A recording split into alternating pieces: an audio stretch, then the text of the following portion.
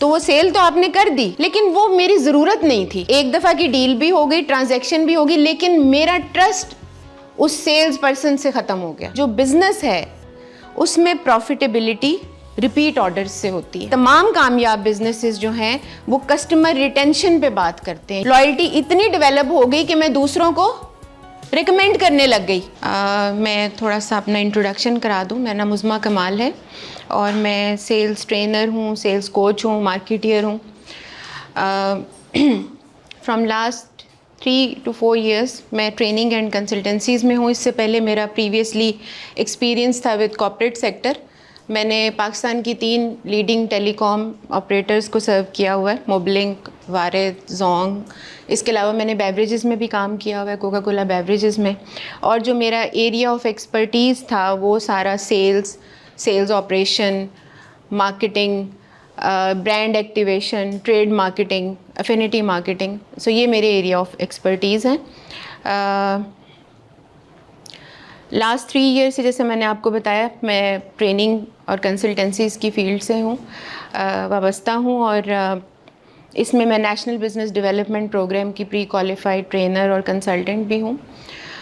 National business development is an initiative of SMEDA, आप सबको पता होगा, small and medium size enterprise development authority. उसके साथ भी मैं काम कर रही हूँ। इसके अलावा मैं दीगर और लीडिंग ब्रांड्स के साथ ट्रेनिंग प्रोग्राम्स करवा चुकी हूँ और कंसल्टेंसीज़ दे चुकी हूँ। ये टॉपिक वैसे तो इतना कॉमन है और इतना ज़रूरी है कि बिज़नेस एज एन इंडिविजुअल आपको इन चीज़ों की समझ होनी चाहिए। चाहे आप अपना कारोबार करते हैं या आप कहीं जॉब करते हैं या आप कैरियर इसमें परसू करना चाह रहे हैं, तो सेल्स एंड मार्केटिंग की फील्ड एक ऐसी चीज़ है which is a backbone for every business. कोई भी बिज़नेस जो है वो सेल्स एंड मार्केटिंग के बगैर चल ही नहीं सकता। ऐसे ही है। अच्छा देखिए, ये सेशन जो है वो मेरी तो ज़ाहिरी बात है कोशिश होगी कि आप यहाँ से कुछ सीख के जाएं, लेकिन सिर्फ मेरी कोशिश काफ़ी नहीं होगी।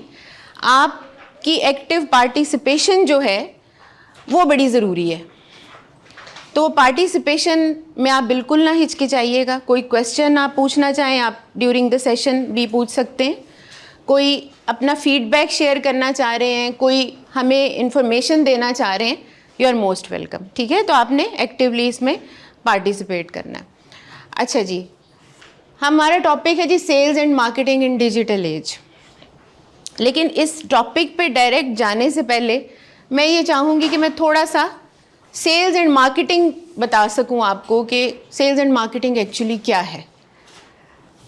अब मेरा ख्याल है सभी समझते होंगे कि हम सबको पता है कि सेल्स एंड मार्केटिंग क्या है। तो सेल्स क्या है आपकी नज़र में? सेल्स क्या है? What is sales?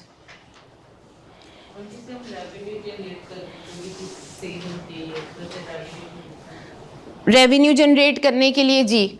और जी, उसको सेल्स कहते हैं, एक्सचेंज करने को। ओके जी, आप में से कोई? सेल्स क्या है? क्या होती है सेल्स? बेचना।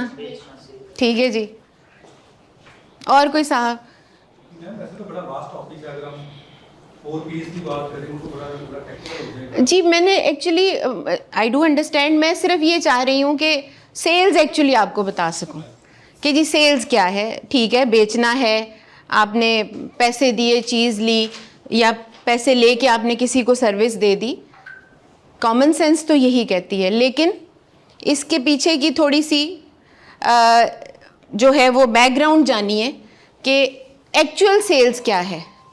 बेचना तो ऑफ कोर्स सेलिंग मीन्स बेचना, लेकिन सेल एक्चुअली ये है कि आप अपने कस्टमर को उसके प्रॉब्लम का सलूशन दें। हम पहले सुनते थे कि जी वो बर्फ़ में जो है वो आप आइसक्रीम बेच दें, फ्रीज़र बेच दें, तो ये सेल्स है। जिनके बाल नहीं उनको कंघी बेच दें, तो ये सेल्स है। लेकिन एक्चुअली वो सेल्स नहीं है। अगर मेरी रिक्वायरमेंट है एक स्मॉल साइज़ फ्रिज और आप मुझे एक जंबो साइज़ फ्रिज बेच देते हैं, तो वो सेल तो आपने कर दी, लेकिन वो मेरी ज़रूरत नहीं थी। वो मेरी ज़रूरत नहीं थी। अच्छा, एक और चीज़, आप बेशक इसे नोट ना करें, ये प्रेजेंटेशन मैं सॉफ्ट में आपसे शेयर कर लूँगी। हाँ, आप लिखने की ज़रूरत नहीं है, ध्यान अपना इधर रखिए। तो वो फ्रिज आपने बेच दी, आपको कमीशन मिल गया, और मैं अपनी ज़रूरत से मुतल्लिक नहीं एक चीज़ लेके घर आ गई जो मेरी रिक्वायरमेंट एक्चुअली नहीं थी। तो ये सेल्स नहीं है। क्यों? क्योंकि मुझे थोड़े दिन बाद ही रिग्रेट शुरू हो जाएगा कि मेरा डिसीजन गलत था। मेरा तो घर ही इतना बड़ा नहीं, इसने स्पेस कवर कर ली, बिजली ज़्यादा खाती है, खाली पड़ी रहती है। तो बेचने वाले ने चीज़ बेच दी, एक दफ़ा की डील भी हो गई, ट्रांजैक्शन भी होगी, लेकिन मेरा ट्रस्ट उस सेल्स पर्सन से ख़त्म हो गया। मैं कभी दोबारा उसके पास नहीं जाऊंगी। और एक बात याद रखिए कि जो बिज़नेस है उसमें प्रॉफिटेबिलिटी रिपीट ऑर्डर्स से होती है। इसीलिए बहुत से बिजनेसेस या तमाम कामयाब बिजनेसेस जो हैं वो कस्टमर रिटेंशन पे बात करते हैं, यानी कस्टमर उनका रिटेन्ड रहे। फौजिया बिजनेस कर रही हैं, क्यों फौजिया? Repeat orders. क्योंकि आप क्योंकि जब आप एक दफ़ा ट्रांजैक्शन कर लेते हैं और वो कस्टमर आपसे चला गया, वो सेटिस्फाइड नहीं था, एक तो उसने खुद से आपसे दोबारा डील नहीं की, प्लस उसने और लोगों को भी बताया, ट्रस्ट नहीं रहा उसको, और वो negative word of mouth spread कर रहा है आपके लिए, प्लस वो खुद कभी नहीं आएगा, वो दूसरों को भी मना कर रहा है।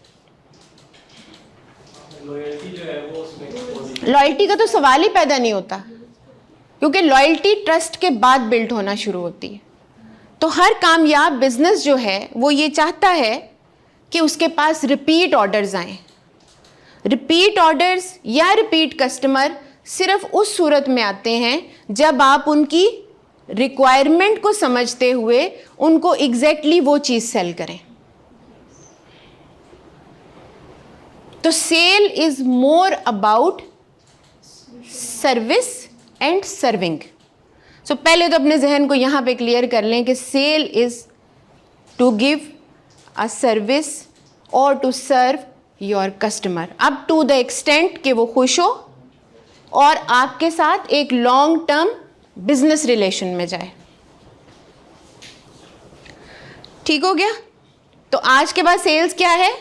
Is to helping customer, service देना। ये नहीं कि मैं 10 यूनिट बेचाऊँ, चाहे उसे चाहिए थे या नहीं चाहिए थे, उसकी रिक्वायरमेंट थी या नहीं थी, मैंने बेच दिया।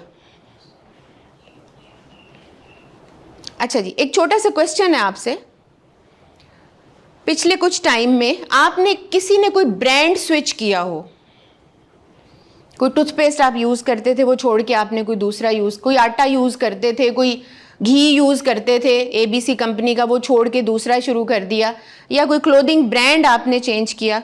सबको ये तजर्बा किसी ना किसी हालत में हुआ होगा। कोई शेयर करना चाहें? जी बेटा। महंगे वाला यूज़ करते थे, अब जरा स्लो में आ गए, सस्ते में आ गए हैं। ठीक है, ब्रांड चेंज किया आपने बिकॉज ऑफ प्राइस। ओके जी।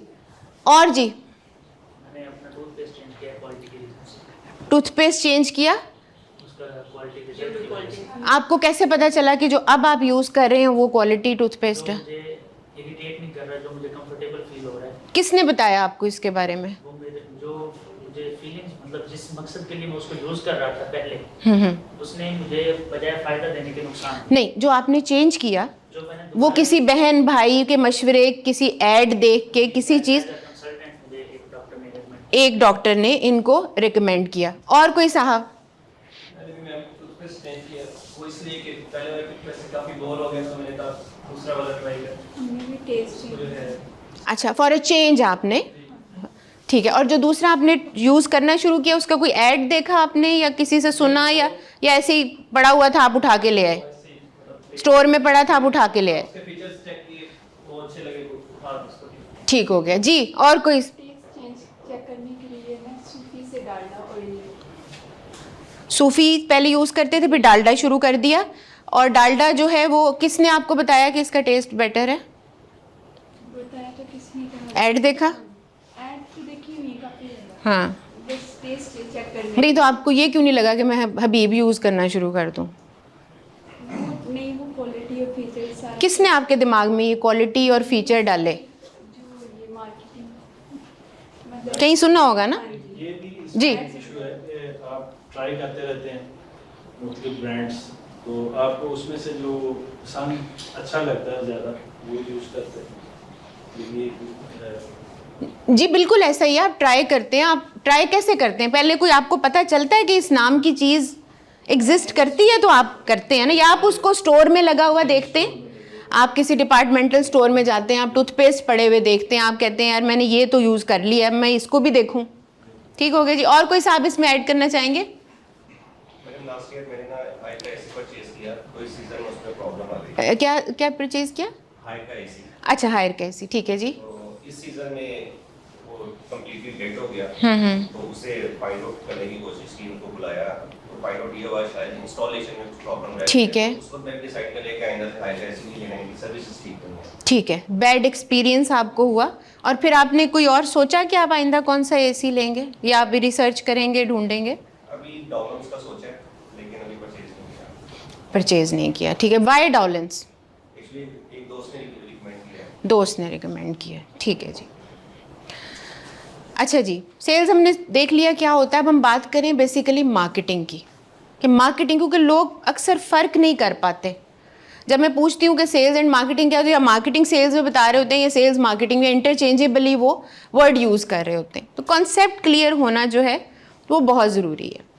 तो मार्केटिंग बेसिकली जो है, इट्स अबाउट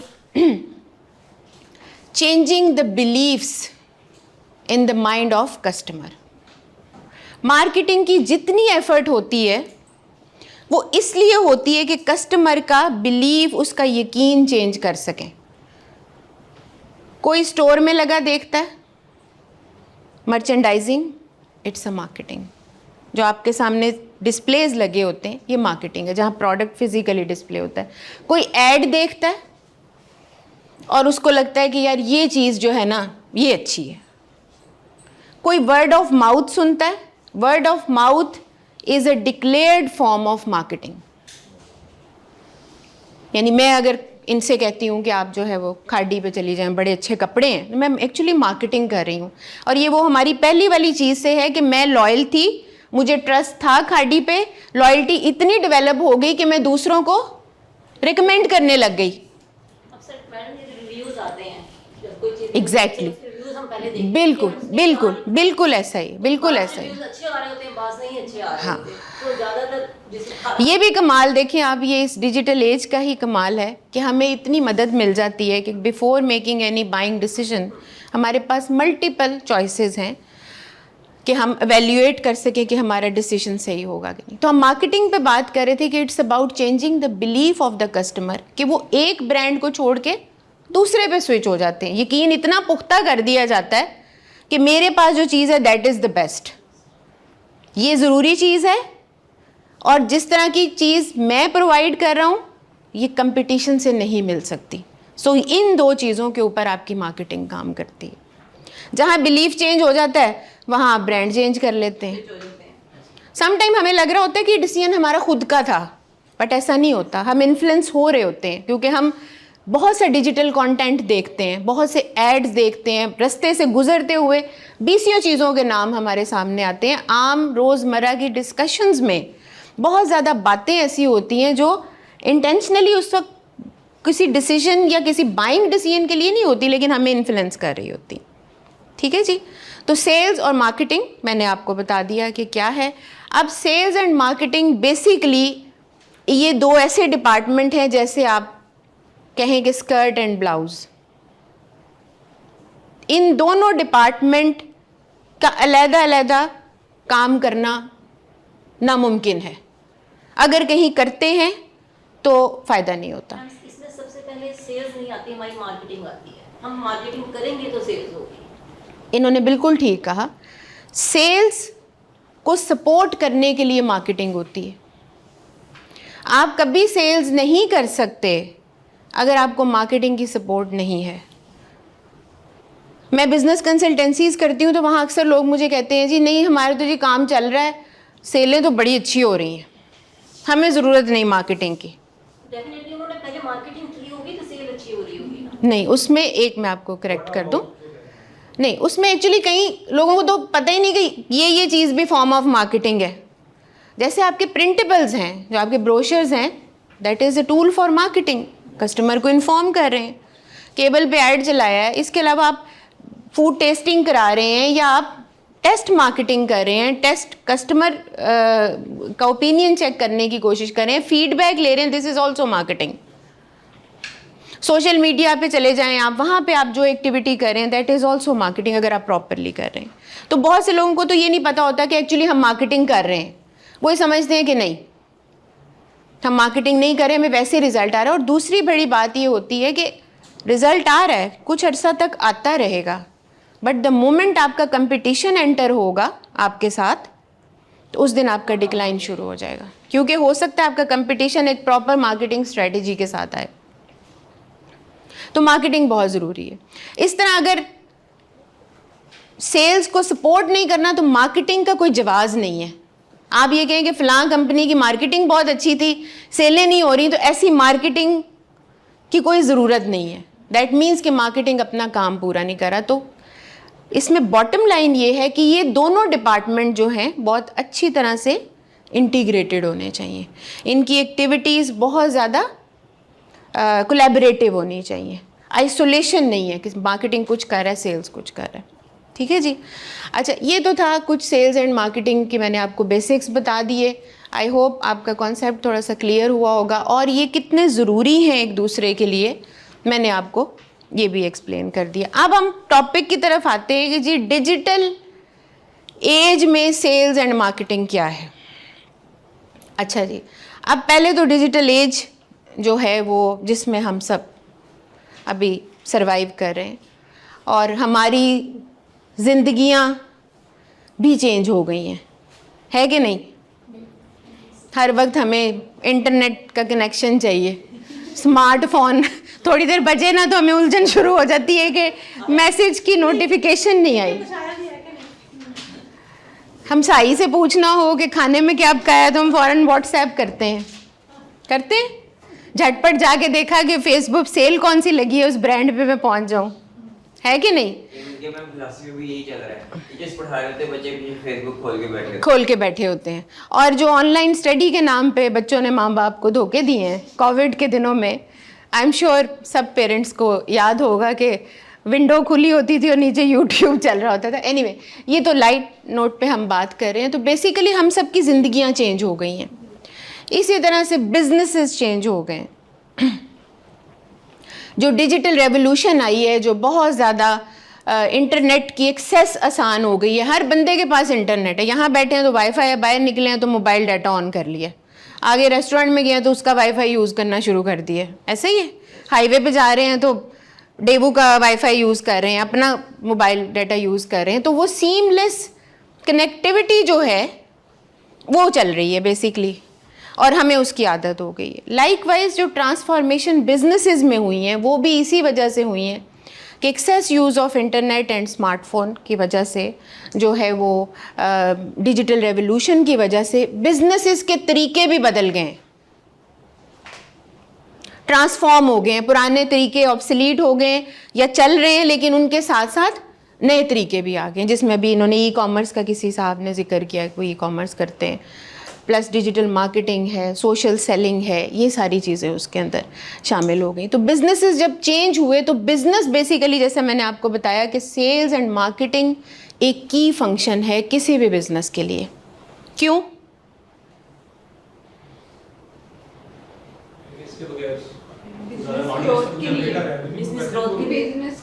बिजनेस नहीं चल सकता ना। Actually these two are customer facing department, customer centric department,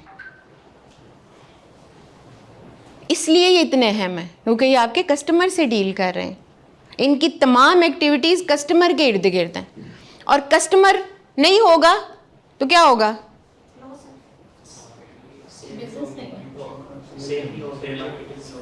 business ही नहीं होगा।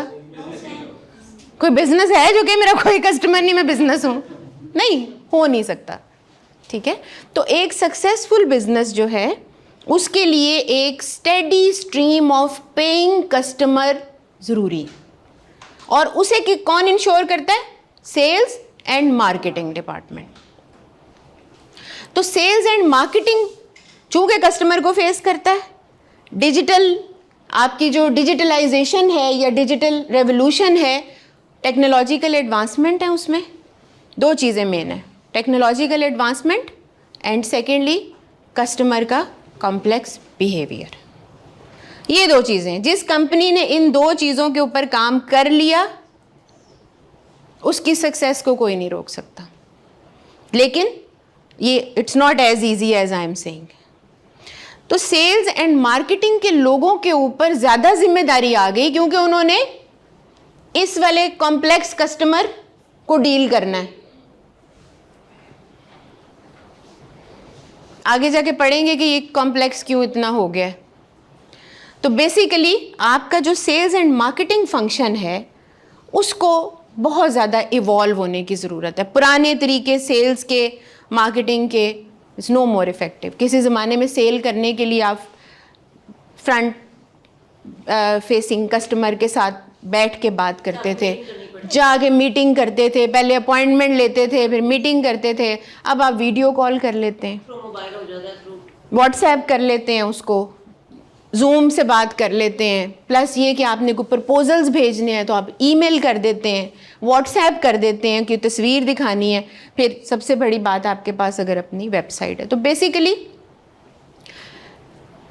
जो आपका कमर्शियल या सेल्स एंड मार्केटिंग का जो रोल है वो बहुत ज़्यादा इवॉल्व हुआ है इस डिजिटल रेवोल्यूशन की वजह से। अच्छा, इसमें बिजनेसेस के पास इस डिजिटल रेवोल्यूशन की वजह से बहुत अपॉर्चुनिटीज़ आई हैं। वन बाय वन हम डिस्कस करते हैं कि बिजनेसेस के लिए क्या अपॉर्चुनिटीज़ आई हैं। डिजिटल चैनल्स इंट्रोड्यूस हुए। आजकल कोई सोच सकता है कि उसका कोई बिजनेस और उसकी वेबसाइट ना हो? अगर ऐसा होता है तो हमें लगता है कि ये कोई बैकवर्ड है, ये कंपनी अपडेटेड नहीं है अगर इसकी वेबसाइट नहीं है। ऐसा ही है, ऑथेंटिक नहीं लगती, काबिले भरोसा नहीं लगती। और सेल में पहला चीज़ क्या हमने बताई? Trust. You have to win the trust of the customer. तो वेबसाइट ने आपको, यानी डिजिटलाइजेशन की वजह से वेबसाइट आपके लिए एक चैनल बन गया, एक पहचान बन गई आपके बिजनेस के लिए, आपकी ऑथेंटिसिटी क्रिएट करने के लिए, आपको क्रेडिबल एंड ट्रस्ट वर्दी शो करने के लिए। तो ये चैनल्स जो हैं, इसके अलावा आपके सोशल मीडिया प्लेटफॉर्म्स हैं जिनको बहुत अच्छी तरह से यूज़ कर रहे हैं छोटे बिजनेस वाले, दरमियाने बिजनेस वाले। आजकल कोई बंदा कहे जी मेरा फेसबुक का पेज नहीं, तो हमें लगता है कि बड़ा एम ही सा है, कोई बैकवर्ड है। ऐसा ही है। इवन कहीं आप यूएस एड के लिए, जर्मन एड के लिए अप्लाई करते हैं, वो कहते हैं अपने सोशल मीडिया जी प्लेटफॉर्म का लिंक दें। बिल्कुल ऐसा ही है। प्रोफाइल है। यस, इवन आप वैसे कहीं अप्लाई करते हैं तो आपका लिंक्डइन का अगर प्रोफाइल नहीं है, आपने सीवी में जो मर्जी डाल के भेजा हुआ है, तो वो आपको नहीं, वो कंसिडर नहीं करेंगे। They look at your profile जो आपने लिंक्डइन पे बनाया हुआ है। वजह क्या है?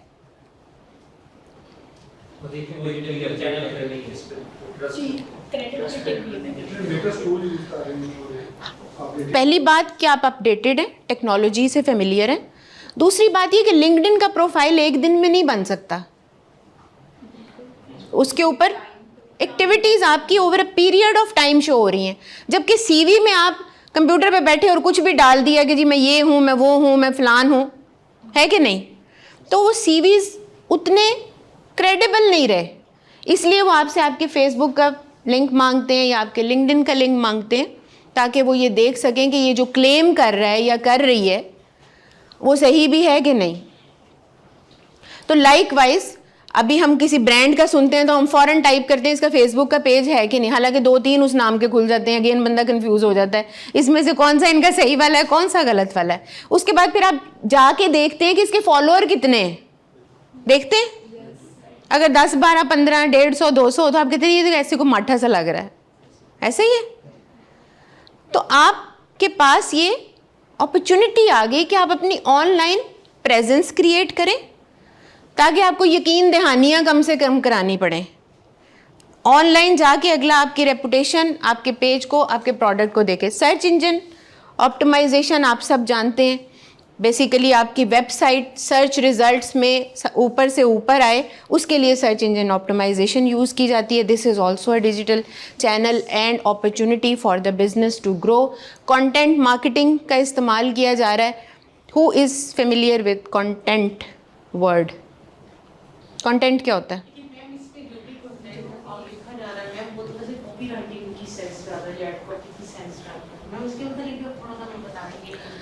अच्छा, पहले मेरा क्वेश्चन के कंटेंट क्या है? वन बाय वन जी। रिटर्न जो लिखा होता है, ओके जी, कोई भी रिटर्न चीज़, ओके जी। कंटेंट क्या होता है? कंटेंट तालियां बजाएं इनके लिए, क्लैपिंग करें इनके लिए। इतनी मरी हुई ताली। लोगों को अप्रिशिएट करना सीखें, ये बड़ा ज़रूरी है। अच्छा जी, बिल्कुल सही उन्होंने कहा कि कंटेंट कैन बी एनीथिंग। तस्वीर भी हो सकती है, वो कोई आर्टिकल हो सकता है, वो कोई पैराग्राफ हो सकता है जैसे आप कॉपीराइटिंग कह रही हैं, कोई ब्लॉग हो सकता है। Anything and everything which is actually explaining about your business is your content. Video most effective content जो है, जो कस्टमर्स में हाईली इंगेजिंग है, वीडियोज़ हैं। अगर आपने अपने बिजनेस की कोई वीडियो बना दी है और आपने अपलोड किया हुआ है, that is your content. Email marketing, emails को प्रीवियसली ऑफिशियल कम्युनिकेशन के लिए यूज़ किया जाता था, या हम अपने दोस्तों से, अपने रिलेटिव्स से टू स्टे इन कांटेक्ट, लेकिन अब ये एक प्रॉपर चैनल है जिस पे आप अपने प्रपोजल्स भेज सकते हैं, जिसके थ्रू आप रिमाइंडर्स भेज सकते हैं कस्टमर्स को, जिसके थ्रू आप अपनी डील्स, प्रमोशंस, अपने डिस्काउंट्स, इवन अपने बारे में जो भी आप चाहते हैं, आप ईमेल के थ्रू इसको अपने बिजनेस पर्पसेस के लिए भी यूज़ कर सकते हैं। अच्छा, डिजिटल चैनल्स के साथ एक और चीज़ बड़ी इंटरेस्टिंग इस डिजिटल एज में हुई, एंड दैट इज़ पर्सनलाइजेशन। अच्छा जी, पर्सनलाइजेशन का मतलब है कि कंपनीज को एक अपॉर्चुनिटी नज़र आई कि वो बड़े इंडिविजुअल लेवल के ऊपर जाके भी लोगों की ज़रूरियात को समझ सकते हैं और पूरा कर सकते हैं। और ये कैसे मुमकिन हुआ? ये मुमकिन हुआ डाटा की बेस पे, क्योंकि आपको डिजिटल एज ने जो सबसे बड़ा गिफ्ट दिया ना, वो डाटा दिया है, जो प्रीवियसली नहीं होता था। डाटा है आपके पास, आपको सब पता है, आपको कौन लोग कांटेक्ट कर रहे हैं। अगर आप थोड़ी मेहनत कर लें तो आपको ये भी पता चल जाता है ये किस सोर्स से आ रहे हैं, कितने फॉलोअर मेरे जो हैं वो मेरे फ्रेंड लिस्ट में से हैं, कितने दूसरे हैं। ये सारी जो आपको एक ट्रैकिंग है वो डिजिटल एज में पॉसिबल है, जो प्रीवियसली पॉसिबल नहीं थी।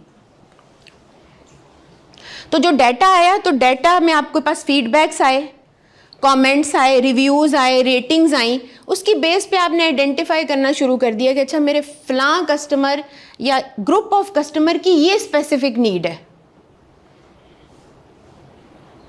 और आपने उस नीड को पूरा करने की कोशिश की। इसकी एक बड़ी अच्छी मिसाल है, अगर आप में से किसी का इत्तेफाक हुआ हो, माई जोंग के नाम से एक एप्लीकेशन है, जोंग की, यूज़ किया है आपने उसको? उसमें आप अपनी मर्ज़ी का पैकेज बना लेते हैं।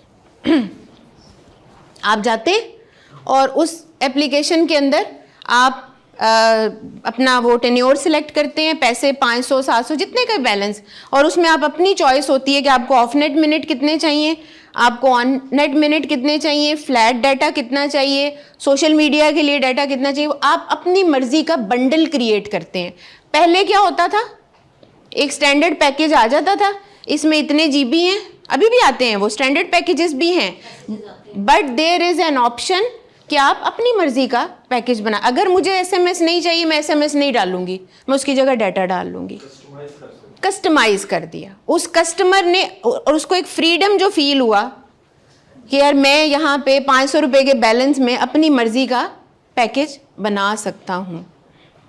ये कैसे मुमकिन हुआ? क्योंकि जोंग ने एक्सटेंसिव किस्म की रिसर्च की होगी कि मेरे लोग क्या चाहते हैं, मेरे कस्टमर क्या चाहते हैं। और उसने उस नीड को कैटर कर लिया। तो पर्सनलाइजेशन इसलिए भी इम्पॉर्टेंट है क्योंकि आप डिफरेंट टूल्स यूज़ कर रहे हैं। कोई बंदा आपकी वेबसाइट को मोबाइल से एक्सेस कर रहा है, तो कोई आपकी वेबसाइट को लैपटॉप से एक्सेस कर रहा है। तो वहाँ पे आपको दोनों का ख्याल रखना है। मैंने एक दफ़ा लैपटॉप से किया, एक दफ़ा मैंने मोबाइल से किया, तो आपकी वो रिस्पॉन्सिव वेबसाइट्स होती हैं जो लेआउट चेंज करती हैं जैसे ही आप अपना जो है डिवाइस चेंज करते हैं। तो कस्टमाइज एक्सपीरियंस मिला कस्टमर को, ठीक है जी। उसके अलावा कस्टमर कहाँ पे पाया जाता है? अगर मेरा कोई बिजनेस है तो मेरा टारगेटेड कस्टमर कहाँ है? फेसबुक पे ज़्यादा है, लिंक्डइन पे ज़्यादा है, टिकटॉक ज़्यादा यूज़ करता है, मुझे ये पता है। अब मैं अपनी कैंपेन्स जो हैं मार्केटिंग की वो मैं उन प्लेटफॉर्म्स पे चलाऊंगी और उसको उसकी मर्ज़ी के प्रोडक्ट या सर्विस दूंगी। तो personalization is an important feature of digital age. यहाँ तक कोई क्वेश्चन किसी का? अच्छा जी, CRMs, ये टर्म तो काफ़ी फेमिलियर है, आपने आई एम श्योर सुना भी हो। सुना हुआ है? सही से बताना है, नहीं सुना तो मैं बता देती हूँ।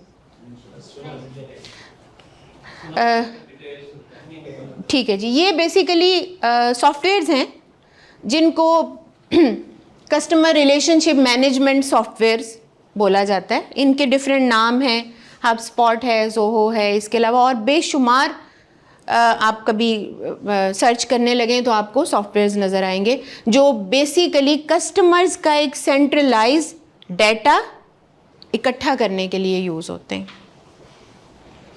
याद है ना शुरू में कस्टमर का चेंजिंग बिहेवियर, तो जो चेंजिंग बिहेवियर है उसके अकॉर्डिंगली आपने टेक्नोलॉजी इन प्लेस की है ताकि आप उसके बिहेवियर के अकॉर्डिंगली उसको मैनेज कर सकें, बेटर मैनेज कर सकें। तो CRMs में क्या होता है जी?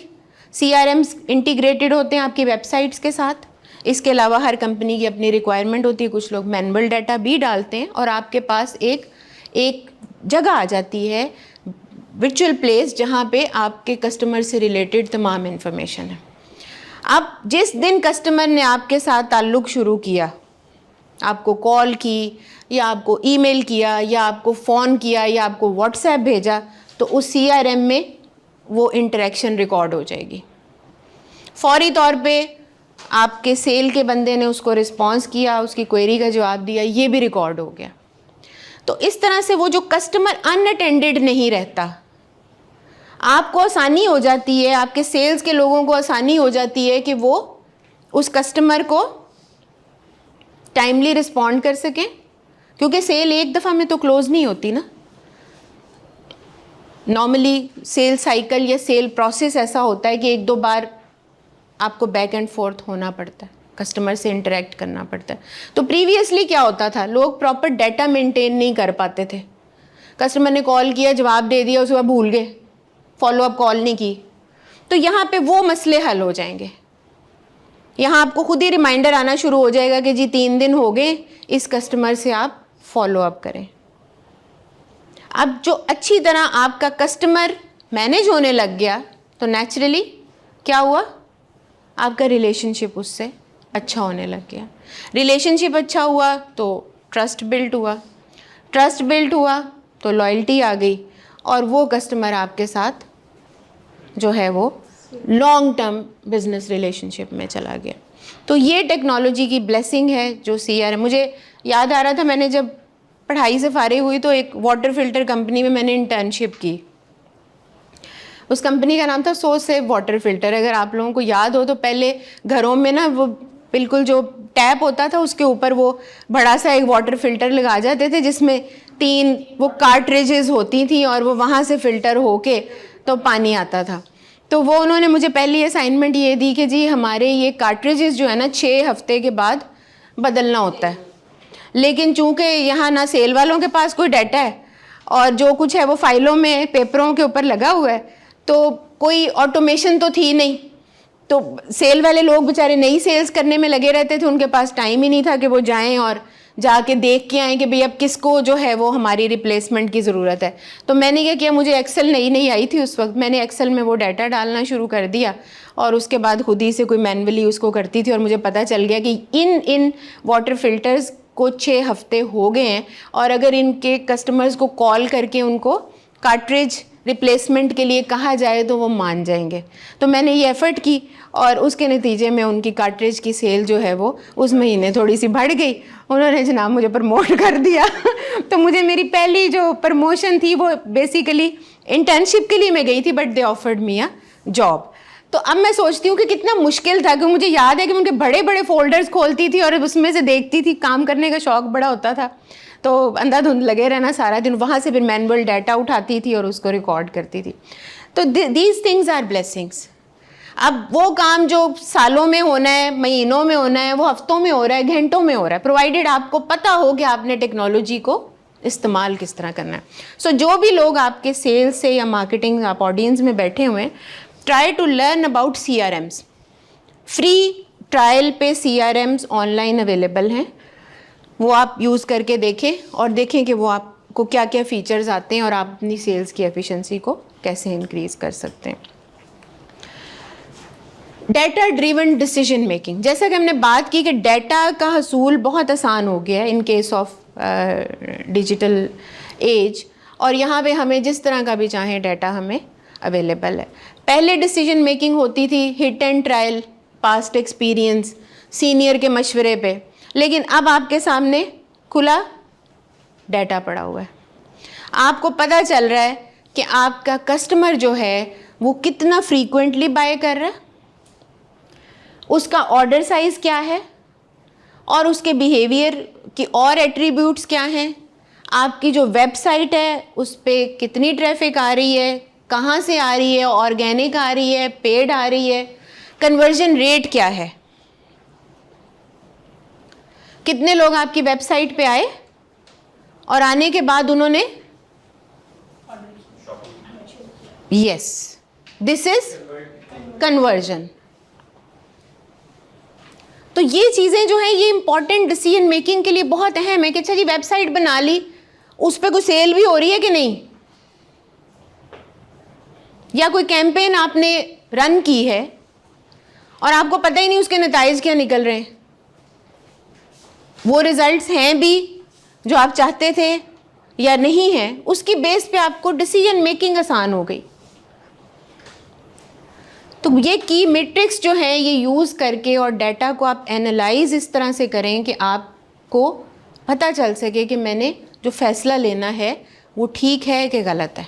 क्योंकि मार्केटिंग में यू ऑल नो कि बजट्स इन्वॉल्व होते हैं, आपने वो बजट स्पेंड करने हैं। तो जितना अच्छा बड़ा रैशनेल होगा आपके पास, आपको पता होगा कि आपका डिसीजन जो है वो किस चीज़ की बेस पे बना है, उतना ही प्रॉपर डिसीजन आप ले सकते हैं। लेकिन मैम आजकल ये भी प्रॉब्लम देखा जा रहा है कि हमारा जो एजुकेशन सिस्टम है, तालीम का निज़ाम है, वो एज इट इज़ वही कमी है जैसे वो शुरू हुआ था, उसने अपने आप को अपडेट। ये भी कमाल देखे आपके, ये सिर्फ पाकिस्तान में हो रहा है। मैं हैरान थी कि जो मैंने मैट्रिक में मैंने पढ़ा था वही आज भी पढ़ाया जा रहा है। एनीवेज ये एक बड़ी दुखी बात है, बट जो इसकी खूबी है ना, जो ये पढ़ना है, लेकिन मैंने सारी डिजिटल मार्केटिंग खुद पढ़ी है। मैंने आपको बताया कि मैंने जितना अपना कैरियर गुजारा है वो सारा ट्रेडिशनल मार्केटिंग था। 2019 में आई लेफ्ट माई एम्प्लॉयमेंट और 2020 में कोविड आ गया, तो काम शाम तो बंद हो गए सारे, और एकदम online education, online buying, selling, ये वो फलां ढिमकां सब शुरू हो गए। तो मुझे भी समझ आ गई कि मैंने अगर अपने आप को मार्केटियर कहलवाते रहना है तो I have to change, I have to adopt this digital marketing. तो फिर मैंने डिजिटल मार्केटिंग सीखी, सोशल मीडिया मार्केटिंग सीखी, और आज कोई मार्केटियर खुद को मार्केटियर नहीं कह सकता अगर उसको डिजिटल मार्केटिंग का पता नहीं है। तो बदकिस्मती से मैम सारी ट्रेडिशनल पढ़ाई है, डिजिटल की तरफ कोई आ ही नहीं रहा है। इवन कि मैं खुद पे जर्नलिस्टिक का स्टूडेंट हूँ, हेल्थ कॉलेज का स्टूडेंट हूँ, लेकिन जहाँ तक मुझे नहीं लगता है कि वो हमें डिजिटल की तरफ लेकर जाएगी। आप एकेडमिक्स की बात करें, एकेडमिक्स में तो अभी भी नहीं ऐड हुआ। मेरी पिछले दिनों एक यूनिवर्सिटी में बात हो रही थी और मैंने उनसे पूछा तो उन्होंने कहा जी नहीं, डिजिटल मार्केटिंग अभी तक हमारे कुरिकुलम का हिस्सा ही नहीं है। तो ये एक अफसोसनाक बात है, लेकिन आप इससे अपॉर्चुनिटी तो कम नहीं हो रही। 20 कोर्स पढ़े हुए हैं ऑनलाइन यूट्यूब पे, आप सीखें, करें। मैं आपको बता रही हूँ, मैंने खुद ऐसे ही किया है। तो अगर एकेडमिक्स में नहीं आ रहा तो आप खुद से तो कर ही सकते हैं। अगर आप खुद समझते हैं कि ये चेंज मेरे लिए ज़रूरी है, इस चेंज को मुझे अडॉप्ट करना है। यहाँ ऐसे लोग भी हैं जो सिर्फ इसी ये सुना के ही यहाँ आके बैठे हैं और आज वो कुछ ना कुछ लेके जाएंगे यहाँ से। तो इसी तरह से आपकी सेल्फ डेवलपमेंट से तो कोई नहीं रोक रहा। जाएं ऑनलाइन देखें, फ्री कोर्सेज भी हैं, पेड भी हैं, करें। ठीक है, हाँ, कुरिकुलम को छोड़ दें। सेशन में मैंने स्विच किया है, मैंने लेना था सर समा तैयब का, वेडनेसडे को उनका आ रहा था, बिल्कुल एक दिन बाद लिखा तो आपका आ रहा था। तो इस तरह मैंने सेशन स्विच किया और मैंने ये चूज़ किया क्योंकि मैं कुछ करना चाहती हूँ, बहुत सारे आइडियाज़ हैं, लेकिन अब कैसे मार्केट में इसको लाना है, ये चीज़ सीखने के लिए। जी, हम क्या पढ़ते थे विमेन रिसोर्स एंड इंक्यूबेशन में कि आपके आइडियाज़ जो हैं वो सेलेबल होने चाहिए। और वो सेलेबल कब होंगे? जब वो किसी न किसी रैशनेल पे डेवलप हुए होंगे, उनकी कोई ना कोई रीज़न होगी, कोई गैप होगा, कोई कमी होगी जिसको आप आइडेंटिफाई करके उस आइडिया को उससे पुर करने की कोशिश करते हैं। खैर, ये हमारे टॉपिक से थोड़ी सी बात हट गई है। एनीवेज, अच्छा जी, हम बात कर रहे थे कि डाटा की मदद से डिसीजन मेकिंग भी आसान हो गई है। Use of artificial intelligence and automation. Artificial intelligence, अब देखिए कितना स्पीडीली जो है वो आर्टिफिशियल इंटेलिजेंस हमारी ज़िंदगियों में है कि हमें कुछ जगहों पे पता ही नहीं है। बहुत से लोग आर्टिफिशियल इंटेलिजेंस से दे आर गेटिंग बेनिफिट, लेकिन उन्हें पता नहीं है कि आर्टिफिशियल इंटेलिजेंस है। गूगल की सर्च बार में जब आप कुछ, तो वो प्रिडिक्टिव टेक्स्ट जो आता है दैट इज़ आर्टिफिशियल इंटेलिजेंस। बहुत से लोगों को नहीं पता। ये जो गूगल मैप्स आप यूज़ करते हैं, this is artificial intelligence. This is the weakest form of artificial intelligence, but it is artificial intelligence. ठीक है जी, गूगल सर्च में आप कुछ टाइप करते हैं तो प्रिडिक्टिव टेक्स्ट देना शुरू कर देता है ना, रिकमेंडेड टेक्स्ट या सर्च करेंगे किसी भी ऐप में। Yes yes, exactly. हाँ, फेसबुक पे भी इसी तरह से होता है कि आप अगर कोई चीज़, कपड़े देख रही हैं ख़वातीन, तो फिर धड़ाधड़ कपड़ों को ही आ ही जाएगा। तो अच्छा जी, तो इसने किस तरह, आर्टिफिशियल इंटेलिजेंस ने किस तरह हेल्प किया सेल्स एंड मार्केटिंग के फंक्शन को? आप अक्सर वेबसाइट्स पे जाते हैं तो वहाँ चैट बोट्स होते हैं जो आपको रिप्लाई करते हैं। व्हाट्सएप भी दिया होता है, लेकिन चैट बोट्स भी हैं बहुत सी वेबसाइट्स के साथ ना। तो वहाँ पे आपकी कोई क्वेरी है, कोई शिकायत है, तो वो ऑटोमेटिकली रिप्लाई करना शुरू कर देता है। तो हम समझते को बंदा कर रहा है, एक्चुअली वो चैट बोट्स होते हैं जो आपके साथ बात कर रहे होते हैं। इसके अलावा जो वेरियस एल्गोरिदम्स हैं, एल्गोरिदम से आई एम श्योर आप सब फेमिलियर होंगे। वेरियस एल्गोरिदम जो यूट्यूब यूज़ करता है, फेसबुक यूज़ करता है, इवन एसईओ के अंदर यूज़ होते हैं। ये एल्गोरिदम्स आपको बहुत हेल्प करते हैं ट्रेंड को फॉलो करने में, ट्रेंड को अंडरस्टैंड करने में। अच्छा, लोग क्या आजकल ढूंढ रहे हैं, बहुत सी वेबसाइट्स हैं वो आपको बताती हैं। आप कुछ टाइप करते हैं, आपको पता चल जाती है ये चीज़ ट्रेंडिंग में है कि नहीं है। तो वहाँ से आपको कस्टमर के ट्रेंड्स पता चलते हैं और उसी की बेस के ऊपर आप कस्टमर का बिहेवियर जो है प्रिडिक्ट करते हैं और फिर ऐसी कैंपेन्स बनाते हैं जो उसको अट्रैक्ट करें, एंगेज करें और वो आपका प्रोडक्ट जो है उसको ख़रीदे। Influencer marketing, previously brand ambassadors का कॉन्सेप्ट आपने सुना होगा। अभी भी ब्रांड एम्बेसडर्स हैं, लेकिन ऑनलाइन या वेब के थ्रू या आप अपने जो सोशल मीडिया प्लेटफॉर्म्स के ऊपर इन्फ्लुएंसर्स हैं जो एक्चुअली सेलिब्रिटीज़ नहीं हैं, लेकिन उनका एक सर्कल अपना है, फॉलोअर्स बहुत ज़्यादा हैं, लोग उनको पसंद करते हैं, लाइक करते हैं। और बिजनेसेस ने क्या किया, उन इन्फ्लुएंसर को यूज़ करना शुरू कर दिया ताकि उनकी ऑडियंस तक वो पहुंच सके। फेमिलियर है ना इन्फ्लुएंसर मार्केटिंग से आप लोग? तो इंस्टा पे बहुत ज़्यादा इन्फ्लुएंसर्स हैं, फेसबुक के ऊपर भी हैं, बट इंस्टा के इन्फ्लुएंसर्स जो हैं वो काफ़ी एग्रेसिवली काम कर रहे हैं। ख़ासतौर पर इट्स वेरी बेनिफिशियल अगर आपका कोई क्लोथिंग ब्रांड है या आपका कोई फूड का बिज़नेस है, तो उसमें इन्फ्लुएंसर्स बहुत अच्छा काम कर रहे हैं। नेक्स्ट इज़ जी मोबाइल मार्केटिंग। आपका ये जो मोबाइल है इसमें वेरियस एप्लीकेशंस हैं, आप इसकी मदद से बाइंग सेलिंग भी कर सकते हैं, वेबसाइट एक्सेस कर सकते हैं, कुछ ख़रीदना है ख़रीद सकते हैं। प्लस डिफरेंट कंपनीज़ ने, बैंक्स ने स्पेशली एप्लीकेशंस ऐसी बना दी हैं जिसमें आप वो पर्सनलाइजेशन वाला एलिमेंट भी पूरा होता है और आपका डैशबोर्ड आपके सामने आ रहा है, आपने खोला है, आपके बिल जहाँ पे करना है वो ऐड हुए हैं, बच्चों की फ़ीस वाला ऐड हुआ हुआ है, तो आपको एक पर्सनलाइज्ड किस्म का जो है वो वहाँ पे फील आ रही है। आपने क्या क्या ट्रांजैक्शन की, पिछले दिनों कौन सा bill pay, everything is recorded over there और वो डैशबोर्ड आपको सारी चीज़ दिखा रहा है। प्लस इसी के अंदर वो अपनी नई आने वाली चीज़ें, कोई फीचर नया लेके आ रहे हैं, कोई सर्विस नई लेके आ रहे हैं, तो वो भी ऐड कर देते हैं। तो आपके बेसिकली जिसको हम एम कॉमर्स कहते हैं या मोबाइल कॉमर्स कहते हैं या मोबाइल मार्केटिंग कहते हैं, तो आपका मोबाइल भी अब जो है वो बिजनेसेस के लिए एक अपॉर्चुनिटी है to sell their products. Social listening, this is very important. Social listening ये है कि आप बिजनेसेस को अपॉर्चुनिटी मिली है कि वो अपने कस्टमर्स को सुन सकें, और वो डिजिटल एज की वजह से ही पॉसिबल हुआ।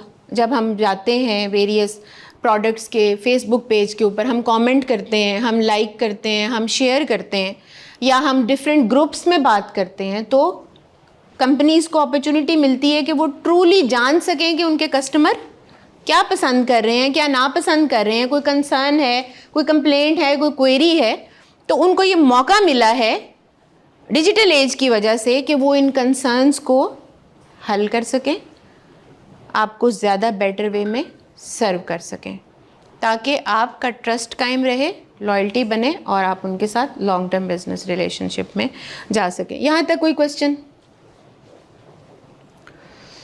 कोई क्वेश्चन नहीं है? अच्छा चलें, ओके जी। E commerce and online sale पहले कहाँ मुमकिन था ये? जब तक इंटरनेट का इतना वास्ट यूज़ नहीं था, बिकॉज इंटरनेट के बगैर आप ई कॉमर्स नहीं कर सकते। सो आपकी बाइंग सेलिंग की एक्टिविटी जो है वो कंपनीज़ को मौका मिला कि अपने फिज़िकल स्टोर के अलावा, आप देखें, आप जिसने किसी ने काम करना है उसके लिए पूरी दुनिया ओपन पड़ी है। आप एक शॉप खोलते थे तो वो एक सर्टेन एरिया में वो शॉप होती थी, जैसे आपका मोबाइल एसेसरीज़ और शॉप का है, और उसके बाद अगर आप दूसरी शॉप खोलते थे तो फिर आप एक स्पेसिफिक एरिया को सर्व करते थे। लेकिन अगर आप ऑनलाइन सेलिंग में चले जाते हैं तो फिर पूरा पाकिस्तान आपका कस्टमर है। तो कंपनीज़ ने इस अपॉर्चुनिटी को यूज़ किया और उसकी वजह से ग्लोबल कस्टमर तक वो पहुंच पाए। पाकिस्तान में काम से ज़्यादा उन्होंने बाहर भी काम करना शुरू कर दिया। फिर यूज़र एक्सपीरियंस बहुत अच्छा दिया उन्होंने, ऑप्टिमाइज़ किया कस्टमर को। वेबसाइट पे जाके लगने लग गया कि यार ये तो बड़ी ज़बरदस्त बनी है। हम जाते हैं कई वेबसाइट से, हम करते हैं शॉपिंग भी, एंड वी फील कि ये ट्रस्ट वर्दी है, क्रेडिबल है। अब जैसे दराज है, दराज की किसी ने बात की थी, जिनका दराज पे आप काम करें, आप काम करें, तो दराज जो है उसकी कितनी क्रेडिबिलिटी है पाकिस्तान में। इट्स अ मार्केट प्लेस जहाँ जाके आप अपनी चीज़ें ख़रीदते हैं। इसके अलावा और बहुत से ब्रांड्स हैं।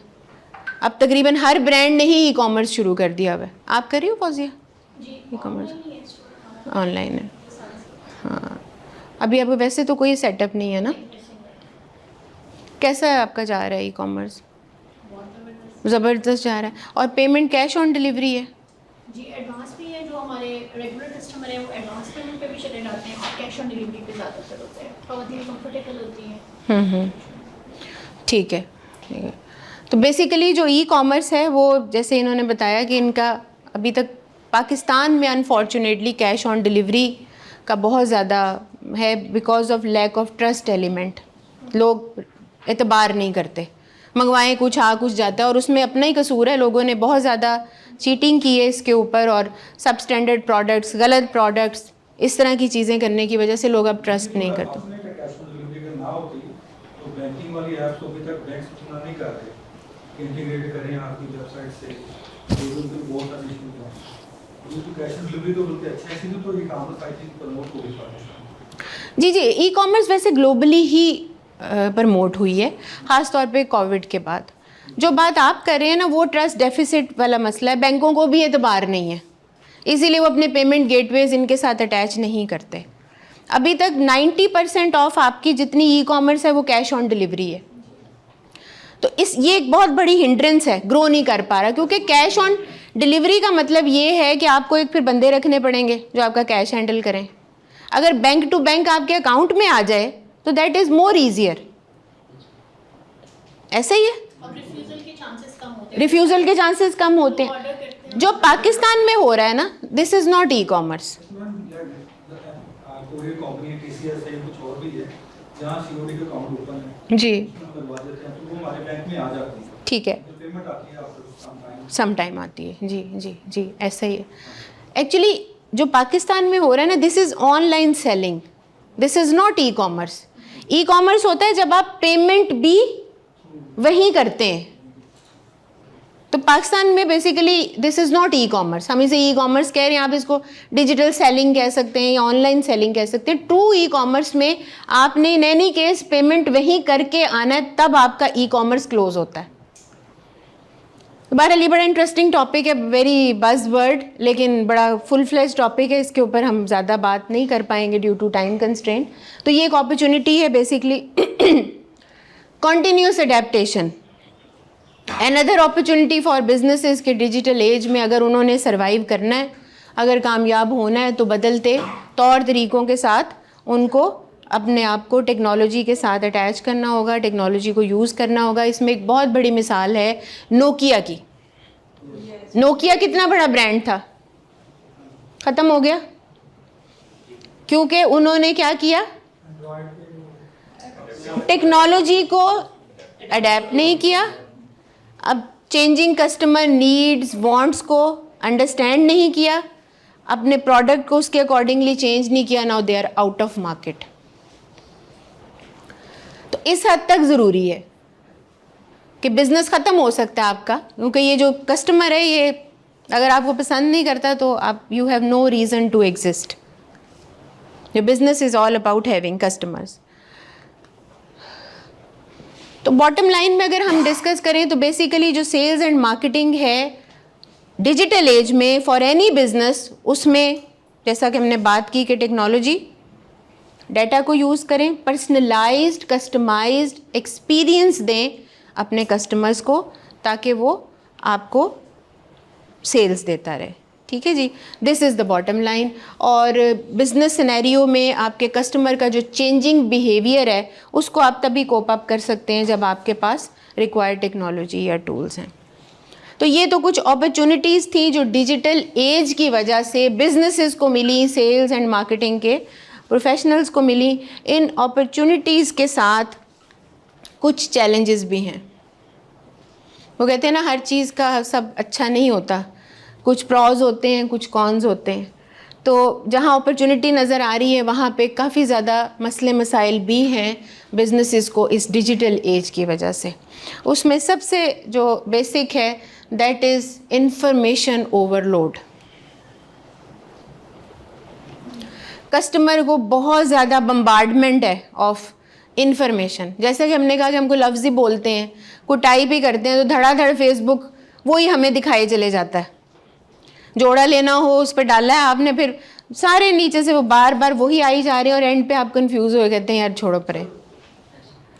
तो वो जो एक्सेस इन्फॉर्मेशन आ रही है वो समटाइम कस्टमर को कंफ्यूज कर रही है। और इतनी सारी इन्फॉर्मेशन में से बिजनेसेस के लिए बहुत बड़ा चैलेंज है कि वो किस तरह से अपने आप को नुमाया कर सकें कि कस्टमर उनको सुने। तो बेसिकली यहाँ पे चैलेंज है मार्केटियर्स के लिए कि वो कौन सा कंटेंट अडॉप्ट करें ताकि उनका कस्टमर जो है इंगेज हो सके, अट्रैक्ट हो सके और उनका प्रोडक्ट ले सके। तो टू मच इन्फॉर्मेशन जो है actually that is creating problem. The next one is changing consumer behaviour, जो हमने शुरू में बात की। कंज्यूमर का बिहेवियर चेंज हो रहा है, डिमांडिंग होता जा रहा है, एक्सपेक्टेशंस बढ़ती जा रही हैं। क्यों एक्सपेक्टेशंस बढ़ रही हैं? ऑप्शंस बहुत ज़्यादा, बम्बार्डमेंट इतनी आती है तो कहता है कि आप मुझे इससे भी बढ़ के कोई चीज़। बेसिकली जो एक्सपेक्टेशंस बढ़ रही हैं ना, वो टेक्नोलॉजिकल एडवांसमेंट की वजह से बढ़ रही हैं। मैं मिसाल देती होती हूँ, शायद फौजिया ने पहले सुनी हो, कि वो पहले हम टीवी के उठ के चैनल चेंज करते थे, उसके बाद रिमोट साहब आ गए, फिर हमने रिमोट से करना शुरू कर दिया। अब हम दूर से बैठ के कुछ बोलते हैं तो वो हमें वो दिखाने लग जाता है। तो अब नेक्स्ट लेवल पे पता नहीं क्या होगा कि मैं दिमाग में ही सोचूं तो वो प्रोग्राम लग जाए। तो जो टेक्नोलॉजी की एडवांसमेंट है उसने हमारी ख्वाहिशात का जो पैरामीटर है उसको बढ़ा दिया है, that we are just feeling and thinking अच्छा जो मैं सोचता हूँ वैसे हो जाएगा। कि ज़माने में औरतें हाथ से कपड़े धोती थी, फिर उसके बाद वो एक लोहे की सी मशीन आ गई इतनी बड़ी सारी, उसमें वो डालने लग गई कपड़े, अब ऑटोमेटिक आ गई, या वो धो के सुखा के तो कल को मुझे लगता है बच्चा खड़ा कर देंगे उसके आगे तो यूनिफॉर्म ही पहना दिया करेगी। वो हो रहे रिपोर्ट AI वो आ जाएगी ना कल को, उसमें भी तो आपका मतलब कहने का ये कि हमारी ये ख्वाहिशात इसीलिए बढ़ती जा रही हैं। और यही बड़ा चैलेंज है बिजनेसेस के लिए कि कस्टमर रिसर्च बहुत कर रहा है। अच्छा, अब कस्टमर, ये बड़ा मसला है ना, कस्टमर कहता है जी मुझे ज़्यादा पता है, मुझे ज़्यादा पता है। मैं परसों डॉक्टर साहब के पास गई हुई थी, मेरी mother she was not well, तो उनको लेके तो वो डॉक्टर साहब मुझे कहते जी वो मैडम आपको पता ही होगा वो कोई चैट GPT का पता नहीं क्या है। मैंने कहा जी बिल्कुल है, वो AI टूल है। तो कहते वो मेरे पास एक मरीज़ आया, उसने कहा जी मैंने अपने सिम्टम डाल के भेजे तो उसने दवाई भी बता दी। तो अब वो मतलब इस तरह की चीज़ें जो हैं वो दोज आर गेटिंग कॉमन ना। तो वहाँ पे कस्टमर अब वो आके डॉक्टर को बता रहा है कि मेरे पे तो दवाई भी है, तुम बस वेट कर दो कि दवाई ठीक है कि गलत है। तो डॉक्टर साहब परेशान हो रहे थे कि मेरा मतलब बिजनेस तो नहीं चौपट होने वाला। मैं कहा नहीं डॉक्टर साहब कोई मसला नहीं है, अभी आपका कुछ साल काम चलता रहेगा। तो बेसिकली अब कस्टमर जो है उसको ज़्यादा पता है, वो रिसर्च बहुत कर रहा है, रिव्यूज़ देख रहा है, रेटिंग देख रहा है, व्हाट्सएप पे हम साई से मशवरा ले रहा है, अच्छा मैं कौन से कपड़े लूँ, कौन सा ब्रांड अच्छा है, कहाँ सेल लगी है। तो ये चीज़ें बहुत ज़्यादा जो है उसकी जो एम्पावरमेंट है वो अब एक चैलेंज बनती जा रही है बिज़नेस के लिए कि आपको ऐसे लोग चाहिए जो अपडेटेड हों, अंडरस्टैंड करते हों इस चेंजिंग बिहेवियर को और उसके साथ कोप अप कर सकें। यानी अगर कस्टमर का कोई सवाल है कि आप महंगे क्यों हैं, ये बड़ा सवाल कॉमन होता है, ये कीमत बड़ी हाई है, तो आपका बंदा जो है उसको पता हो कि मैंने इसको हैंडल किस तरह करना है, इसको कौन सी चीज़ अपने प्रोडक्ट की सर्विस की दिखानी है कि ये ट्रूली समझने लग जाए कि मैं इसको एक वैल्यू दे रहा हूँ। इंक्रीज्ड कंपटीशन, चूँकि ई-कॉमर्स या ऑनलाइन सेलिंग में आपको कोई फिज़िकल शॉप नहीं चाहिए, आपको कोई स्टाफ नहीं चाहिए, तो हर बंदा जो है जिसने वेबसाइट बना ली, जैसे फेसबुक का पेज बना लिया, वो आपका कंपेटिटर बन गया। कोविड के दिनों में मुझे मेरे एक दोस्त हैं उनकी एक दिन कॉल आई और उन्होंने कहा, जब फर्स्ट वेव आई थी, जब लोग बहुत डर गए थे और अंदर सारे, तो उन्होंने मुझे कहा जी कि साइकिलों का बिज़नेस बहुत अच्छा है। मैंने कहा जी कैसे? उनको थोड़े अर्से बाद ना जोश उठता होता है, तो वो चूँकि मैं दोस्त हूँ तो वो कहते हैं पता नहीं ये मशवरा अच्छा देंगी। तो ये कॉल मेरे साइड कि जी नीले गुंबद से कोई बंदा साइकिलें ले रहा है और उसने एक पेज बनाया हुआ है और धड़ाधड़ मुँह मांगी कीमत जो है ना उसको मिल रही है और डिफेंस में वो साइकिल जो है ना वो सप्लाई कर रहा है। पता नहीं क्या उन्होंने उसका मुझे कोई नाम भी बताया। तो उन्होंने कहा जी मेरे जहन में ये आइडिया आ गया, मैं तो ये करने लगा हूँ, आपका क्या मशवरा है? मैंने कहा अच्छा भाई, अब मशवरे से पहले मुझे थोड़ी मोहलत दें कि मैं देख सकूं कि आप क्या करना चाह रहे हैं। तो वो साइकिल ऑनलाइन के, पता नहीं बाइक ऑनलाइन, वो मैंने ज़रा टाइप ही किया ना फेसबुक पे, तो नीचे कोई दर्जनों उस तरह के ऑप्शंस खुल गए। अब किसी के 12 फॉलोअर हैं, किसी के 100 फॉलोअर है। नज़र ही आ रहा था कि किसी ने हिट एंड ट्रायल किया हुआ है, बट उसमें एक दो थे जो अच्छा काम कर रहे थे। तो मैंने उन साहब को कहा, मैंने कहा there is already a very big competition. उस कंपटीशन में मिसाल है 50 लोग अगर ऑनलाइन साइकिलें बेच रहे हैं तो 51 जो आप होंगे, आप क्या ऐसा करेंगे कि उन 51 में से आप उभर के सामने आएँ? तो बेहतर है कि ये पंगा ना लें और आराम से जो आप कर रहे हैं वो आप करते रहें। तो होता यही है कि ईज़ ऑफ स्टार्ट है, कोई बंदा भी जाके आप, लेकिन वो आपका कंपटीशन कंसिडर हो रहा है, उससे आप डिफरेंट कैसे होंगे, वो ये एक मरहला है फिर कि आपने कट थ्रू द नॉइज़ करना है या आपने स्टैंड आउट करना है। तो फिर आपकी ब्रांडिंग कैसी होनी चाहिए, क्या ऐसा लेके आएंगे कि आप दूसरों से मुनफरिद नजर आएँ। So this is the challenge. Data privacy and security, ख़ास तौर पे ई-कॉमर्स के हवाले से जब हम बात करते हैं तो चूँकि डाटा इकट्ठा हो रहा है, हमने इसको ब्लेसिंग कहा अपने लिए, लेकिन इस डाटे की सिक्योरिटी और प्रिवेसी भी बिजनेसेस के लिए चैलेंज है। आए दिन ये बैंक्स के अकाउंट्स हैक होते हैं, वो इसी वजह से होते हैं कि कस्टमर्स की एप्लीकेशन में कोई इन्फॉर्मेशन रह गई या वो ऑनलाइन कर रहा था। इसके अलावा जो है वो दीगर और ऐसी एग्जांपल्स मिलती हैं जहाँ पे आपने अपना क्रेडिट कार्ड का नंबर शेयर किया होता है या डेबिट कार्ड का और आपके साथ कोई हादसा या हो जाता है। तो ये भी एक बहुत बड़ी रिस्पॉन्सिबिलिटी है बैंक्स के ऊपर, कंपनीज़ के ऊपर कि वो आपके डाटा की सिक्योरिटी को भी इंश्योर करें। डाटा सेल भी हो रहा है जी, सेल में ऐसा ही है, डाटा सेल भी हो रहा है। तो ये चीज़ें एक चैलेंज बन गई हैं बिजनेसेस के लिए। एड ब्लॉकर्स एंड एड फिटिक्स, अब इतनी मेहनत से मार्केटिंग वाले एड्स बना रहे हैं कि फेसबुक पे चलेंगी या वेबसाइट के बीच में आएंगी या कुछ इस तरह होगा, और जो इंटरनेट यूज़र है उसने ऐड ब्लॉकर लगा दी है, अब ऐड नहीं वो देख पा रहा, तो आपकी मेहनत जो है वो ज़ाया चली गई। तो ये भी एक बहुत बड़ा चैलेंज है कंपनीज़ के लिए। अब उनको डिफरेंट वेज ढूंढने पड़ रहे हैं कि कन्वेंशनल, जी ये सोल्यूशन भी यही है कि फिर आप उसमें कोई अल्टरनेट स्ट्रेटजी ढूंढें। कोई इन्फ्लुएंसर, अगर आपकी ऐड नहीं देख पा रहे लोग, तो फिर और आप क्या तरीका कर सकते हैं, फिर कोई कंटेंट और टाइप का क्रिएट करें, कोई वीडियो का चैनल बनाएं, कोई आप जो है वो इन्फ्लुएंसर को इंगेज करें। तो ये चैलेंज इसीलिए कि अगर ऐड नहीं देख रहा तो फिर उसको आपने किस तरह से इंगेज करना है। ठीक है जी। ROI measurement, return on investment. जब भी आप कुछ इन्वेस्ट करते हैं बिजनेस पे, नेचुरली आप चाहते हैं कि उस पर आपको रिटर्न आए। तो मार्केटिंग का बजट जब इन्वेस्ट होता है तो हमें कस्टमर चाहिए होते हैं, उसका ROI जो है वो हम इससे मेजर करते हैं कि कितने कस्टमर आए और उन्होंने कितने की परचेज़ की। तो ROI डिजिटल के केस में थोड़ा सा मुश्किल होता है, क्योंकि साइमल्टेनियसली आपने फेसबुक पे भी ऐड चलाई हुई है, आप इंस्टा पे भी ऐड रन कर रहे हैं, आपने कोई टिकटॉक भी की हुई है, आपने SEO भी किया हुआ है अपनी वेबसाइट का। तो आप समटाइम डिटर्मिन नहीं कर पाते कि आपका कौन सा जो प्लेटफॉर्म है वो एक्चुअली आपको हेल्प कर रहा है, वेबसाइट पे जो ट्रैफिक आ रही है वो कहाँ से आ रही है। तो ROI एग्जैक्टली किसी प्लेटफॉर्म का आप फाइंड आउट नहीं कर सकते। सो इसके लिए ज़रूरी है कि आपने अगर मल्टीपल प्लेटफॉर्म्स के ऊपर एड्स चलाई हैं तो आपका एनालिटिक्स या आपके जो एनालिटिकल टूल्स हैं वो इतने अच्छे होने चाहिए कि आपको बाइफरकेट करके बताएं कि इतनी ट्रैफिक आपको यहाँ से आ रही है, या आपके जो डाटा एनालिटिक्स के लोग हैं उनकी कैपेबिलिटी इस तरह की होनी चाहिए कि डिफरेंट मेट्रिक्स को देखते हुए वो आपको बता सकें कि आपको कहाँ पे कैंपेन को मज़ीद रन करना चाहिए और कहाँ बंद कर देना चाहिए। टेक्नोलॉजी एंड स्किल गैप, जो हम बात कर रहे हैं कि टेक्नोलॉजी बहुत रैपिडली चेंज हो रही है, और इसके साथ साथ जो लोग सेल्स एंड मार्केटिंग के प्रोफेशन में हैं या अपना बिजनेस कर रहे हैं, अपने लिए खुद सेल्स एंड मार्केटिंग की एक्टिविटी कर रहे हैं, उनका एक तरफ उन्होंने काम करना है और दूसरा अपने आप को अपग्रेड भी करना है। देयर इज़ नो एक्सक्यूज़ कि अच्छा मैं तो बिज़ी हूँ तो मैं कैसे अपना पेज बनाऊँ या मैं क्या करूँ, उसको या नई कोई चीज़ आ गई है तो उस नई चीज़ का उसको पता नहीं है। तो ये साथ साथ आपको इस गैप को, आपकी स्किल सेट और टेक्नोलॉजी का जो गैप है उसको आपको कवर करने की ज़रूरत है, which is a challenge at the individual level. Simultaneously negative online reviews and publicity.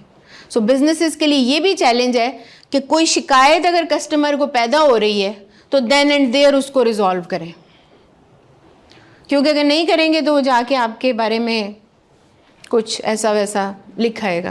एक रिव्यू 10 रिव्यू पे भारी पड़ जाता है। जी, हमें पॉजिटिव जितने लिखे होते हैं हम वो छोड़ के ना जो नेगेटिव लिखा होता है ना उसको ज़रा ज़्यादा, ह्यूमन नेचर है ना, हम बाय डिफ़ॉल्ट हम नेगेटिव हैं, तो हम जो है वो नेगेटिव चीज़ हमें ज़्यादा अपील कर रही होती है। तो होता ये है कि यहाँ पे आपकी टीम बड़ी क्विक हो कि अगर कोई ग्रीवियंस, और इसमें कई जो हैं कंपनीज़ जो हैं वो बड़ा प्रोएक्टिवली कस्टमर को खुद ही रिव्यू के लिए, जैसे मैं कुछ एक तो वेबसाइट्स यूज़ करती हूँ तो द मोमेंट उनका प्रोडक्ट मेरे घर लैंड होता है साथ ही मुझे ईमेल आ जाती है, जी हमें बताएं कि आपका कोई प्रॉब्लम तो नहीं, या कॉल आ जाती है। तो वो प्रोएक्टिव हैं कि इससे पहले कि मैं फेसबुक पे जाके कुछ नेगेटिव लिख के आऊँ या उनकी वेबसाइट पे कुछ नेगेटिव रैंकिंग करूँ, बेटर है कि वो मुझे पहले ही जो है वो उसको एड्रेस कर दें। वो भी अपने स्टार दे देते हैं। हाँ जी, 2 स्टार बताएंगे आपको, 1 स्टार 2 स्टार 5 स्टार। हाँ जी, हाँ जी, उनको स्टार बहुत ही चाहिए होते हैं। वकार साहब आप बहुत खामोश हैं। अच्छा, थैंक यू सर। तो basically reputation, online reputation manage करना जो है वो बहुत बड़ा चैलेंज है कंपनीज़ के लिए, और जो है वो इसका बहुत नेगेटिव इम्पैक्ट हो सकता है। कीपिंग पेस विद टेक्नोलॉजी, जो हमने पीछे बात की वो था स्किल, इंडिविजुअल की स्किल और टेक्नोलॉजी, और यहाँ पे कंपनी लेवल के ऊपर जो भी आपकी नई टेक्नोलॉजीज़ आ रही हैं उनको आपको एम्ब्रेस करना है जो आपसे रेलेवेंट है। यानी अगर आर्टिफिशियल इंटेलिजेंस आपके बिज़नेस में लागू होती है तो आपको उसको एम्ब्रेस करना है। वेबसाइट के ऊपर चैट बोर्ड्स लगाने हैं। इसके अलावा आपको देखना है कि आप, ज़रूरी नहीं कि आप सब चीज़ें करें, सब चीज़ें नहीं हो सकती, बट द मोस्ट रेलिवेंट। मैंने कुछ दिन पहले एक साहब को फ़ोन किया, बड़ी अच्छी बड़ी कंपनी में HR के हेड थे और उन्होंने कहा जी मैं व्हाट्सएप यूज़ नहीं करता। तो मैंने उन्हें देखा नहीं हुआ था, तो मैंने अब उनका जो इमेज मेरे माइंड में बना वो ये बना कि शायद ये तो बूढ़े या ये बीमार हैं। अच्छा, बूढ़े मैंने इसलिए नल एंड वॉइड कर दिया क्योंकि माय फादर इज़ माशाल्लाह 84 years old and he is using WhatsApp. तो मैं कहा अगर मेरे अब्बू यूज़ कर सकते, ये बूढ़ा नहीं है, फिर ये बीमार है। क्योंकि डॉक्टर्स भी आपको मना करते हैं इन केस ऑफ हाइपरटेंशन कि आप टू मच मतलब स्टे अवे फ्रॉम व्हाट्सएप और स्क्रीन टाइम वगैरह अपना कम करें। तो ये होता है कि जब आप अपडेटेड नहीं हैं तो फिर आप ऑब्सलीट हैं, बैकवर्ड हैं, ये आपका एक इमेज बनता है। तो टेक्नोलॉजी जहाँ तक ज़रूरी है उसको इनकॉर्पोरेट करें। से नहीं, मैंने देखा नहीं उनको अभी तक से मफरूज़े पे ही बात है। बहरहाल ये पहला फीलर था मुझे जो आया कि ये व्हाट्सएप नहीं यूज़ करते। हाँ, अच्छा आजकल कौन है जो कि मुझे व्हाट्सएप में यूज़ नहीं करता? अजीब सा ही लगता है ना, करते ही हैं लोग ना। तो अच्छा जी, coming back to the point कि टेक्नोलॉजी को एम्ब्रेस करना है, टूल्स को यूज़ करना है। हमने पहले जैसे नोकिया की बात ऑलरेडी कर ली हुई है। फ्रेगमेंटेड कस्टमर जर्नी, कि अब कस्टमर की जो जर्नी भी है ना वो भी कोई तुक की नहीं है। वो मोबाइल पे आपको ढूंढ रहा है, लैपटॉप से बैठ के आपको मज़ीद आपके बारे में जान रहा है और फाइनली जाके आपकी दुकान से चीज़ खरीद रहा है ना? ऐसे ही है ना कि वो सारी बात करने के बाद इधर उधर से घूम के उसने कहा मेरे रास्ते में पड़ती है दुकान, मैं उधर से जाके ले लूँगा। तो अब उस केस में भी जो है वो तमाम टच, इसको कहते हैं टच पॉइंट्स। टच पॉइंट्स वो जगह होती हैं जहाँ कस्टमर और आप डायरेक्ट होते हैं। आपकी ईमेल, आपका फेसबुक, आपकी वेबसाइट, आपकी फ़ोन कॉल और आपका SMS, ये टच पॉइंट्स हैं। जितने भी किसी कंपनी ने टच पॉइंट्स रखे हुए हैं, यानी इसमें आपके और कस्टमर के बीच कोई नहीं होता। तो एक यूनिफॉर्मिटी मेंटेन करना अक्रॉस ऑल टच पॉइंट्स कि अच्छा जिसने वेबसाइट पे देखा, फिर फेसबुक, अब आपकी वेबसाइट कुछ कह रही हो, आपका फेसबुक कुछ और कह रहा है, दुकान पे गए वहाँ कुछ और ही हो गया है, तो this is something very negative. ये बहुत पुअर कस्टमर एक्सपीरियंस है। मैं एक बड़े लीडिंग फैशन स्टोर की ट्रेनिंग करवा रही थी, रिटेल फैशन स्टोर, और उधर उन्होंने मुझसे शिकवा किया। उन्होंने कहा जी बेसिकली उनके कस्टमर सर्विसेज, मार्केटिंग, ऑपरेशन और सेल्स के लोग बैठे हुए थे। उन्होंने कहा जी ये फेसबुक पे लिख के लगा देते हैं फ्लैट इतने % ऑफ। स्टोर वाले को पता नहीं होता, या तो वो फ्लैट नहीं होता, वो सिलेक्टिव आइटम्स पे होता है, और या वो प्रोडक्ट ही नहीं होता जिस पे उन्होंने सेल लगाई होती है। लोग फेसबुक देख के आके स्टोर पे वो बेचारे मैनेजर की जो है वो क्लास लेते हैं। वो कहते हैं जी वो बेचारा, वो कहते हैं मुझे पता ही नहीं होता और SMS कर देते हैं फ्लैट इतने % ऑफ। तो जब आपकी ये जो जिसे कहते हैं कि आपकी वो सिनर्जी नज़र नहीं आती, आपकी कोऑर्डिनेशन नज़र नहीं आती, तो कस्टमर इसका बहुत नेगेटिव इम्पैक्ट लेता है। तो बिजनेसेस के लिए चैलेंज है कि वो across all platforms, all channels एक बयान रखें। इसमें मैडम ये भी तो हो सकता है कि अगर उसके साथ एक लफ्ज़ ये लिख दिया जाए कि ये ऑफर ऑनलाइन के लिए है, शॉप से अवेलेबल नहीं होगी। जी जी, क्लैरिटी की ज़रूरत है ना। अब आप कह रहे हैं जी क्लैरिटी नहीं है, फ्लैट आपने लिख दिया कि जी फ्लैट 20% ऑफ है, ऑनलाइन पे है, ऑफलाइन पे है, कुछ कंपनीज ने लिखा होता है, लेकिन वो बेचारों का स्पेसिफिक केस था। उन्होंने कहा जी ये सारी गालियाँ जो है ना कस्टमर की, वो हमारे मैनेजर साहब बेचारे सुनते हैं और माफ़ी तलाफ़ी करके फिर उनको आपका फिजिकल भी सेटअप है और ऑनलाइन भी है, तो प्राइस जो है ऑनलाइन क्या होना चाहिए, फिजिकल दोनों सेम बात पर भी रखी जा सकती है। जी जी, देखिए वो प्राइस तो एक आपने उसको डिटरमिन, क्योंकि आपको ओवरहेड्स उधर नहीं आ रहे ना, लेकिन ऑफ कोर्स वेबसाइट अगर आपने अपनी बनाई है तो उसकी मेंटेनेंस की कॉस्ट है, और ख़ाली वेबसाइट बनाना काफ़ी नहीं होता, ऑनलाइन बिज़नेस को आपको प्रमोट भी करना होता है। ये एक बड़ा कॉमन सवाल है जो मुझसे अक्सर लोग कहते हैं जी माय वेबसाइट है, सेल नहीं है। और भाई वेबसाइट है तो कस्टमर को पता ही नहीं आपकी वेबसाइट है, तो क्या वेबसाइट पे कहाँ से सेल आएगी? तो आपको उस वेबसाइट को प्रमोट भी करना होता है। तो ये एक्सपेंसेस आप फिर कॉस्ट में इनकॉर्पोरेट करते हैं। प्राइस हाई होती है वेबसाइट पे एज कंपेयर टू नहीं, वो आपको देखना है ना, आपका जो बिज़नेस मॉडल है स्पेसिफिकली उसके अंदर क्या चीज़ आ रही है। आप जो ऑनलाइन चीज़ें बेच रहे हैं उनकी कॉस्टिंग में आप उसका खर्चा डालेंगे, जो आपको ऑनलाइन मार्केटिंग, और जो आपकी फ़िज़िकल शॉप है उसका आपको पता ही है कि आपने वहाँ पे किन चीज़ों को ओवरहेड्स को करना है, सैलरीज़ को करना है, स्टाफ को करना है। इस तरह से आप उसकी सेपरेट, हो सकता है कि यहाँ कॉस्ट आपको कंपैरेटिवली कम आए या मे बी ज़्यादा है, अगर आपको प्रमोशन या मार्केटिंग के लिए बजट ज़्यादा लगाना पड़ रहा है। दुकान चूँकि आपकी अगर चली चलाई है तो वहाँ पे फुटफॉल वैसे ही बहुत होगा, ठीक है। शॉप पे तो ज़्यादा ओवरहेड्स पड़ जाते हैं, उसका रेंट है, उसके इलेक्ट्रिसिटी। जी, ये केस टू केस वेरी कर रहा है ना। अगर आपके बिज़नेस में आपको लग रहा है कि आपकी जो फिज़िकल शॉप है उसका खर्चा ज़्यादा है, लेकिन हो सकता है उसकी मार्केटिंग के लिए आपको कुछ ना करना पड़ता हो, क्योंकि आप एक इस्टेब्लिश जगह पे बैठे हुए हैं और आपकी कस्टमर बेस ऑलरेडी है। जबकि ई कॉमर्स के केस में आपने कस्टमर बेस बनानी है, ठीक है जी। अच्छा जी तो बेसिकली ये कुछ चैलेंजेस थे और कुछ अपॉर्चुनिटीज़ थी जो डिजिटल एज की वजह से बिजनेसेस को, सेल्स एंड मार्केटिंग प्रोफेशनल्स को मिली। लेकिन इन चैलेंजेस को कैसे फेस करना है और इन अपॉर्चुनिटीज़ को कैसे मटीरियलाइज करना है, इसके लिए सेल्स एंड मार्केटिंग प्रोफेशनल के अंदर भी कुछ स्किल्स होनी चाहिए। क्योंकि अगर आप में वो रेलिवेंट स्किल सेट नहीं है तो वो अपॉर्चुनिटीज़ आप कभी भी ग्रैब नहीं कर सकते, उन चैलेंजेस को आप कभी ओवरकम नहीं कर सकते। तो मैंने ये टॉपिक इसलिए डाला था कि कुछ इसके ऊपर भी बात की जाए। तो सबसे इम्पॉर्टेंट ये है कि being a sales and marketing professional आपको डिजी स्किल्स आनी चाहिए, तभी आप इन अपॉर्चुनिटीज़ को ग्रैब कर सकते हैं। डिजी स्किल्स में नेचुरली जो हमने बात की कि सोशल मीडिया प्लेटफॉर्म से आपको ना सिर्फ नो हाउ हो बल्कि आपको पता हो कि इनसे आप क्या काम ले सकते हैं अपने बिज़नेस के हवाले से। अगर आप एक प्रोफेशनल हैं, एक सेल्स पर्सन हैं, आपका LinkedIn has to be very strong, तो आप जो है वो आपकी डिजिटल प्रेजेंस में वो बहुत मैटर करेगा, क्योंकि कॉर्पोरेट भी या आपके क्लाइंट भी आपका प्रोफाइल देखेंगे जाके। इस तरह आपका फेसबुक का अच्छा लोगों ने बनाए बहुत होते हैं, लेकिन मुझे समझ नहीं आती कि उन्होंने क्या उससे क्या शो करना चाह रहे हैं। यानी फेसबुक का पेज बनाया हुआ, उसमें फूलों की तस्वीरें दी हुई हैं।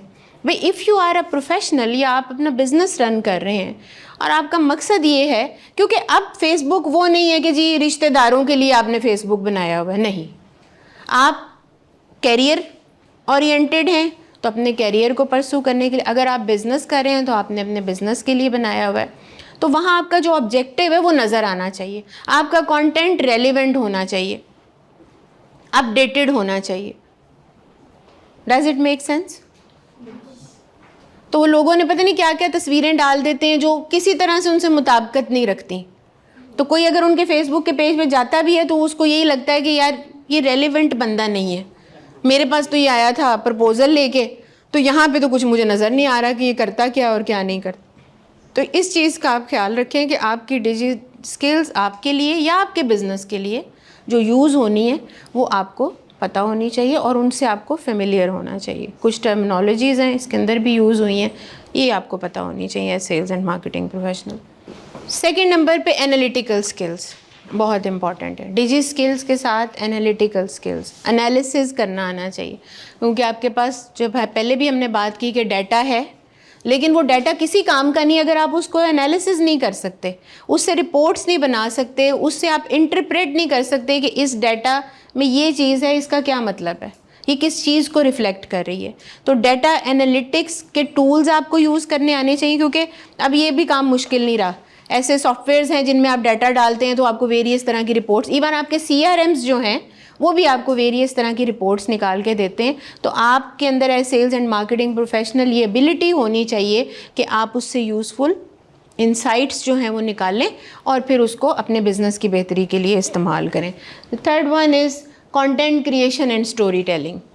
कंटेंट क्रिएशन हमने बात कर ली कि कंटेंट कोई भी चीज़ है तस्वीर भी हो सकती है, कॉपी राइटिंग भी हो सकती है, ब्लॉग हो सकता है, आर्टिकल हो सकता है। तो बीइंग अ मार्केटियर आपको पता होना चाहिए कि कौन सा कंटेंट बेसिकली मेरे बिज़नेस को बेस्ट डिस्क्राइब करता है और कौन सा कंटेंट मेरे कस्टमर्स को इंगेज करता है, कौन सा कंटेंट जो है उससे मुझे अच्छे रिजल्ट्स आते हैं। Story telling is also a form of content creation, जिसमें आप एक स्टोरी के थ्रू अपने ब्रांड के बारे में बताते हैं। बचपन में याद है ना वो हम मॉरल ऑफ द स्टोरी, कोई अच्छी बात बताने के लिए कहानी सुनाई जाती थी। तो ब्रांड्स भी स्टोरी टेलिंग करते हैं ताकि, क्योंकि हम इंसान का जो जहन है वो स्टोरीज़ को याद रखता है, तो टू स्टे कि वो मेमोरेबल रहे, यादगार रहे, ब्रांड्स जो हैं वो स्टोरी टेलिंग का सहारा लेते हैं। तो मार्केटियर्स के लिए बड़ा इंपॉर्टेंट है कि स्टोरी टेलिंग की स्किल का उनको पता हो। अडेप्टेबिलिटी एंड लर्निंग एजिलिटी, जो हमने पहले बात की कि अगर आपने इस चलती दुनिया में अपने आप को रवां दवां रखना है तो इसके तकाज़े आपको समझने होंगे। चेंज जहाँ रिक्वायर्ड है वो करें। वो चेंज आपकी तालीम में हो सकती है, आपकी क्वालिफ़िकेशन में हो सकती है, आपके तजर्बे में हो सकती है, प्रोवाइडेड आप में पैशन है कुछ नया करने का, सीखने का जज्बा है, सीखने का शौक़ है, क्यूरियस हैं आप, नई चीज़ें ट्राई करना चाहते हैं, नए टूल्स टेक्निक्स ट्राई करना चाहते हैं। तो ये बहुत इंपॉर्टेंट स्किल है जो आप में होनी चाहिए। एक्सपर्टीज़ इन यूजिंग CRM, आपको पता होना चाहिए CRMs को किस तरह इफ़ेक्टिवली यूज़ किया जा सकता है। और कोई साइंस नहीं है, चुप करके आप इंटरनेट पे डालें जी इजी एंड बेस्ट CRM, वो आपको बता देगा। फ्री हैं, कितने सारे CRMs फ्री हैं, उनको आप ट्राई करके यूज़ करके अपने लिए उसको बेनिफिशियल कर सकते हैं। कम्युनिकेशन एंड कोलैबोरेशन, जो सेल्स एंड मार्केटिंग का फंक्शन मैंने कहा था कि आइसोलेशन में नहीं हो सकता। एक सेल्स पर्सन को, एक मार्केटियर जो है उसको बहुत ज़्यादा अपने फंक्शंस दोनों के साथ कोलैबोरेट करने प्लस कस्टमर सर्विसेज के साथ कोलैबोरेट करने की ज़रूरत होती है कि काम मिलजुल के किया जाए, because their end goal is to create happy and satisfied customers. वो इसी सूरत है जब आप कोलैबोरेट करके करेंगे। और कम्युनिकेशन स्किल तो I think is top of everything, कि अगर आपकी कम्युनिकेशन स्किल जो है वो अच्छी नहीं है तो उसको अच्छा करें। आइडियाज़ किस तरह प्रेजेंट करने हैं, किस तरह प्रपोज़ल ड्राफ्ट करने हैं, किस तरह कस्टमर को मिलना है, किस तरह उससे बात करनी है, ये ज़रूरी है आपके लिए। क्योंकि अब यहाँ पे कस्टमर सिर्फ ऑन साइट नहीं है बल्कि ऑनलाइन भी है, जहाँ पे वो आपको नहीं देख पा रहा, आप उसको नहीं देख पा रहे, तो आपने उससे कैसे कम्युनिकेट करना है।